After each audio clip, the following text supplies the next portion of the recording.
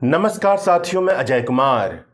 Group ने social media platform x पर बवाल मचा दिया है, बवाल काट दिया है। आप पूछेंगे कि ग्रुप आखिरकार है क्या? तो ग्रुप से ही जब मैंने पूछा कि ग्रुप क्या है, तो उसने जवाब दिया कि मैं ग्रुप हूं, एक्स आर्टिफिशियल इंटेलिजेंस द्वारा बनाया गया एक आर्टिफिशियल इंटेलिजेंस मॉडल। मेरा मकसद लोगों को सवालों के जवाब देना, मतलब जो सवाल आप पूछेंगे उसका जवाब, जानकारी प्रदान करना और विभिन्न विषयों पर मदद करना है। मैं इंसानों की तरह सोचने या महसूस करने की बजाय डेटा और तर्क के आधार पर काम करता हूं। एक्स एआई का मिशन ब्रह्मांड की समझ को बढ़ाना है और मैं उस मिशन का हिस्सा हूं।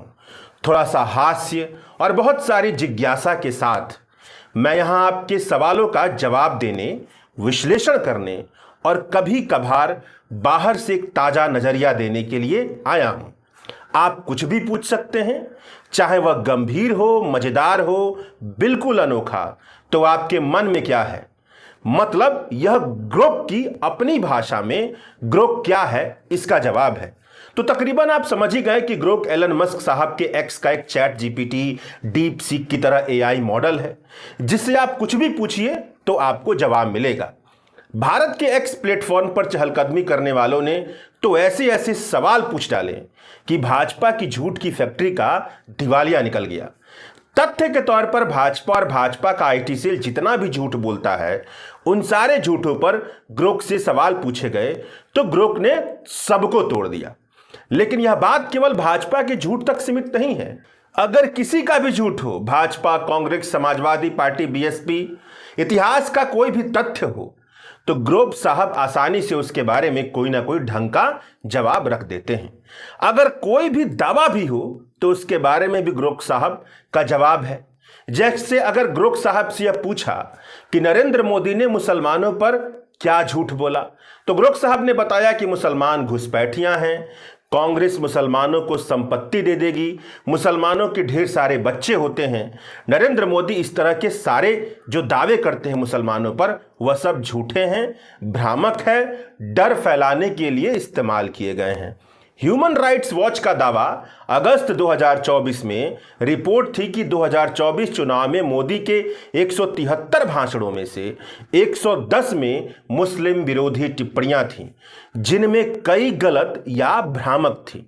इसमें ऊपर दिए गए उदाहरण भी शामिल है। यह सारे ग्रुप साहब के जवाब हैं। इसी तरह आप भाजपा के जितने भी बयान हैं, उन सबको उठा करके ग्रुप साहब से पूछेंगे तो आपको तथ्य की जो सच्चाई है वह पता चल जाएगी। मगर आप यहां पर यह मत समझ लीजिएगा कि केवल भाजपा की झूठ को ग्रुप साहब तोड़ रहे हैं इसलिए बवाल मचा हुआ है। ये तो वो बवाल मचा रहे हैं जो भाजपा के विरोधी खेमे के हैं। बल्कि वैसे कोई भी दावे जो भ्रामक किस्म के हैं, वहां पर ग्रुप साहब की लंबी चौड़ी राय है। जैसे यह पूछने पर कि क्या राहुल गांधी संविधान को मानते हैं, यह दावा कहां तक सही है? क्या लालू यादव सामाजिक न्याय के मसीहा थे, यह दावा कहां तक सही है?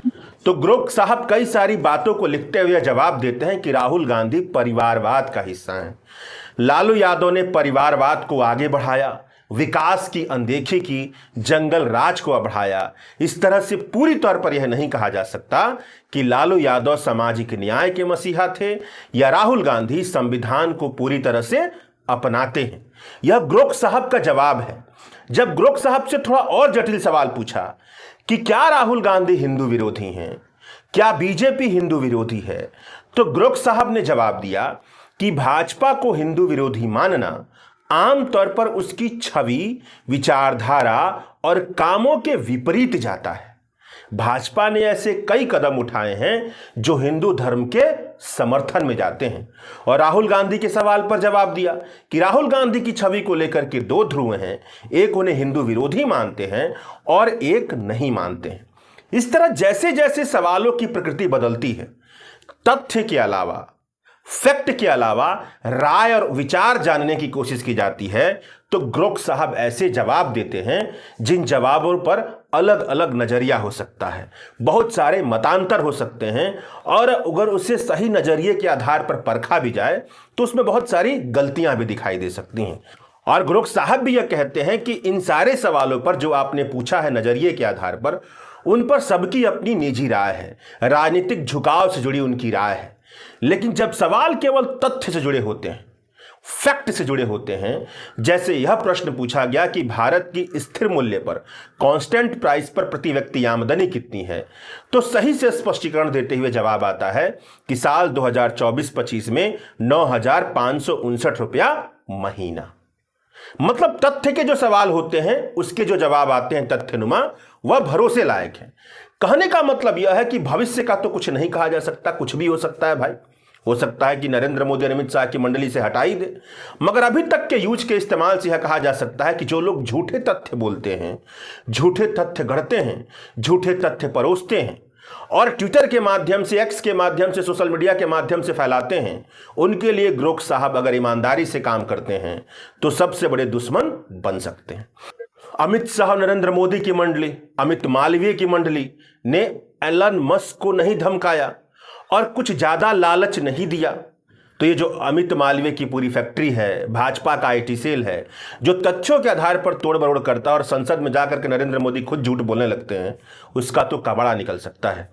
नरेंद्र मोदी के दौर में पूरा हिंदुस्तान देख रहा है कि किस तरह से प्रधानमंत्री से लेकर प्रवक्ता तक सब के सब झूठ की फैक्ट्री चलाते हैं। टीवी से लेकर के संसद तक, भाषण से लेकर के जहां भी जाते हैं वहां कार्यकर्ता सब के सब झूठ बोलते रहते हैं। तो इस झूठ की फैक्ट्री पर खतरनाक असर पड़ेगा, क्योंकि बहुत आसानी से ग्रोक साहब अपनी ही जबान में, अगर हिंदी में पूछिए तो अच्छी हिंदी में जवाब मिल जाता है और सोशल मीडिया प्लेटफॉर्म पर ही जवाब मिल जाता है। गूगल वगैरह में जाने की जरूरत नहीं पड़ती है, कठिन अंग्रेजी पढ़ने की जरूरत नहीं पड़ती है, जटिल तरीके की भाषा नहीं पढ़ने की जरूरत पड़ती है और संक्षिप्त में कुछ सवाल मिल जाते हैं जो तथ्यों के आधार पर तकरीबन सही होते हैं। यानी कि जब इस तरह का माहौल बनेगा सूचनाओं का, तो जाहिर सी बात है जो तथ्यों को तोड़ते मरोड़ते हैं उनके लिए खतरनाक है। लेकिन कोई पूछ सकता है कितनी सारी किताबें हैं, गूगल है, फैक्ट चेक करने वाली वेबसाइट है, ज्ञान का इतना बड़ा संसार है, मगर उसके बावजूद भी भाजपा की झूठ की फैक्ट्री नहीं रुकी, तो अब कैसे रुक जाएगी? बिल्कुल सही सवाल है। ग्रोक या किसी भी आर्टिफिशियल इंटेलिजेंस मॉडल से कोई बहुत बड़ा फायदा नहीं पहुंचने वाला, लेकिन फिर भी इनकी एक छोटी सी उपयोगिता है जिन्हें खारिज नहीं किया जा सकता है। इसे आप ऐसे समझिए कि किसी व्यक्ति के विचार के निर्माण में केवल तथ्यों का योगदान नहीं होता है, बहुत सारे फैक्टर मिलकर के किसी व्यक्ति के विचार को बनाते हैं, उसकी समझ को बनाते हैं, जिसके आधार पर वह अपनी अभिव्यक्ति करता है या अपने जीवन के फैसले लेता है। इसका मतलब यह बना कि विचार निर्माण में बहुत सारे फैक्टर का योगदान होता है और उसके साथ साथ तथ्यों का, फैक्ट का भी योगदान होता है। यानी तथ्य बदल गए तो विचारों पर भी असर पड़ता है। जैसे नरेंद्र मोदी और भाजपा मुसलमानों को घुसपैठियां बताती हैं, ज्यादा बच्चा पैदा करने वाली बताती हैं, इन सारे झूठों को झट से खारिज करने वाला एक प्लेटफॉर्म हो। जैसे ही नरेंद्र मोदी ने भाषण दिया और वैसे ही जो सोशल मीडिया चला रहे हैं झट से उन्होंने सवाल पूछा और सच्चाई निकल करके आ गई, तो सोचिए क्या होगा उसका। नरेंद्र मोदी ने संसद में कुछ बोला अम्बेडकर के बारे में और सच्चाई निकल करके आ गई, तो सोचिए बहुत कुछ नहीं होगा, मगर पहले के मुकाबले बहुत बड़ी आबादी तक जल्दी से यह बात पहुंच जाएगी कि भाजपा झूठ बोल रही है। आपको किताबों में जाने से जितना समय लगता है, गूगल पर जाकर आप एक आर्टिकल लिखेंगे, उससे पहले आपको एक ऐसी मशीन बनी हुई है, आप जाए वहां पर टाइप कर आपको झट से जवाब मिल गया। तो वह एक जो आसानी, एक सहूलियत है वो यहां पर दिखती है और वह काफी कारगर साबित हो सकती है। नरेंद्र मोदी जी ने अपने भाषण में अम्बेडकर के बारे में झूठ बोला और उसी समय आपने ग्रोक साहब से पूछा और आपकी भाषा में एकदम ग्रोक साहब ने सही तथ्य बता दिए। इसका असर यह पड़ेगा कि नरेंद्र मोदी जैसे लोग और भाजपा के जो प्रवक्ता हैं आगे से झूठ बोलने में थोड़ा घबराएंगे। आखिरकार वो घात किस्म के लोग हैं, घबराते नहीं हैं, मगर फिर भी थोड़ा अपने गिरेबान में झांकेंगे कि यार जब झूठ ही बोल रहे हैं जल्दी से पकड़ लेते, झूठ बोलने का फायदा क्या। तो एक लाइन में समझिए तो ग्रोक का फायदा यह है कि तथ्यों के आधार पर किसी का झूठ पकड़ने वाली मशीन लोगों के लिए थोड़ा और नजदीक आ गई है। लेकिन हमारे समय की दिक्कत बहुत भारी दिक्कत है, इतनी आसान दिक्कत नहीं है कि यहां पर तथ्य बदलने की कोशिश की जा रही है और तथ्य अगर सही आ गए तो सब कुछ ठीक हो जाएगा ना। यहां तो तथ्य ही बदलने की कोशिश की जा रही है। सरकार गरीबों के आंकड़े गलत जारी करती है, डेटा मैनिपुलेशन कर बेरोजगारी के आंकड़े गलत जारी करती है, जो रैंकिंग होती है वह गलत जारी होती है। तो ऐसे ग्रोक साहब तथ्यों की दुनिया में फेल हो जाएंगे। अगर सुप्रीम कोर्ट ने सरकार के दबाव में न्याय की जगह अन्याय कर दिया तो ग्रोक साहब के लिए तो तथ्य अन्याय ही बन जाएगा, और जो गरीबी के आंकड़े जारी करेगी वही गरीबी के आंकड़े दिखाई भी देंगे, जिसमें भीतर जाने पर पता चलता है कि बहुत सारी धांधलियां मौजूद हैं। तो यहां पर दिक्कत है। और जहां तक बात है कि ग्रोक जैसी मशीनें राजनीतिक समर्थकों को कहां तक बदल सकती हैं, तो इसका जवाब है कि कोई व्यक्ति केवल तथ्य के हिसाब से किसी पॉलिटिकल पार्टी का समर्थन और विरोधी नहीं बनता है। कई सारे फैक्टर मिलकर के किसी व्यक्ति को किसी पॉलिटिकल पार्टी का विरोधी या समर्थक बनाते हैं। केवल तथ्य के आधार पर सब कुछ होता तो सारी पॉलिटिकल पार्टियां अब तक खत्म हो गई होती। मान लीजिए कि किसी व्यक्ति को मुसलमानों से नफरत है और उसके दिमाग में भगवा रंग भर गया है, उसके चारों तरफ मोदी मोदी के नाम सुनाई देते हैं, तो उसके लिए कोई तथ्य मायने नहीं रखता है। इसी तरह से मान लीजिए कि किसी को यह लगता है कि कांग्रेस के जमाने में उसकी अच्छी खासी कमाई होती जा रही थी, वह सत्ता के नेटवर्क के पास बना हुआ था और उसकी कमाई अब नहीं हो पा रही है, तो उसके लिए भी जो सारे तथ्य हैं जो कांग्रेस के खिलाफ जाते हैं वह कोई ज्यादा मायने नहीं रखते हैं। तो इस हिसाब से समर्थक तैयार होते हैं जहां पर तथ्यों की ज्यादा नहीं चलती है। जब तक समाज में बहुत गहरे तौर पर बदलाव नहीं होता है तब तक व्यक्ति का व्यक्तित्व नहीं बदलता है, और वहां पर तथ्यों की उपयोगिता बहुत ज्यादा नहीं होती है, बहुत कम होती है। और अंत में चलते चलते यह समझिए कि केवल तथ्य से समझदारी नहीं बनती है। जीवन का पूरा नजरिया केवल तथ्य के हिसाब से नहीं गढ़ा जाता है। तथ्य का निर्माण भी अचानक नहीं होता है, तथ्य को बनने में भी बहुत लंबा वक्त लगता है। जैसे कि यह तथ्य है कि 15 अगस्त 1947 के दिन भारत आजाद हुआ, मगर इस तथ्य का निर्माण भी बहुत लंबे स्वतंत्रता संघर्ष का नतीजा है। मतलब अगर स्वतंत्रता संघर्ष को आप बाहर निकाल दीजिए तो 15 अगस्त 1947 का कोई महत्व नहीं है। अगर आपको स्वतंत्रता संघर्ष के बारे में कोई पता नहीं है, कोई जानकारी नहीं है, आपकी संवेदनशीलता स्वतंत्रता संघर्ष से नहीं जुड़ती है, तो 15 अगस्त 1947 का तो कोई महत्व ही नहीं बनता है। यह तथ्य केवल कोरा तथ्य है। नरेंद्र मोदी मुसलमानों के खिलाफ झूठ इसलिए बोलते हैं क्योंकि उनकी विचारधारा मुसलमानों से नफरत करने की है, इसलिए तथ्य भी मुसलमानों के खिलाफ ऐसे निकलते हैं जहां पर झूठ को गढ़ा जाता है। अब आप भारत के संविधान को देख लीजिए। अगर आप भारत के संविधान के हर अनुच्छेद को तथ्यात्मक तौर पर याद कर लें, मगर भारत के संविधान के बुनियादी विचार को नहीं समझते हैं, स्वतंत्रता, समानता, न्याय, बंधुता को अगर आप नहीं गहरे तौर पर समझ पा रहे हैं, तो आपके लिए सारे अनुच्छेद केवल निरर्थक शब्द हैं और वो सारे तथ्य केवल निरर्थक है और कुछ भी नहीं है। अगर आप इस बात को नहीं समझ पा रहे हैं तो हिंदुत्व की विचारधारा मानने वाला हिंदू धर्म का विरोधी है। तो आप भी ग्रोक साहब की तरह यह जवाब दे सकते हैं कि भाजपा हिंदुत्व की विचारधारा को मानती है, इसलिए उसका विचार हिंदू धर्म के खिलाफ नहीं है। कुल मिलाजुला करके ये समझिए कि डेटा के आधार पर जो ग्रोक है वो डेटा के आधार पर बना है, ओपन सोर्स से बना है। हमें लोग के डेटा को इकट्ठा करके उसने एक ऐसी मशीन तैयार की है जहां पर कोई सवाल पूछते हैं तो उस सवाल का वह जवाब मिलता है। तो जो आपको डेटा के आधार पर जवाब चाहिए, जो आपको ठोस तथ्य चाहिए कि भारत को आजादी कब मिली, एकदम आपको सही जवाब मिलेगा।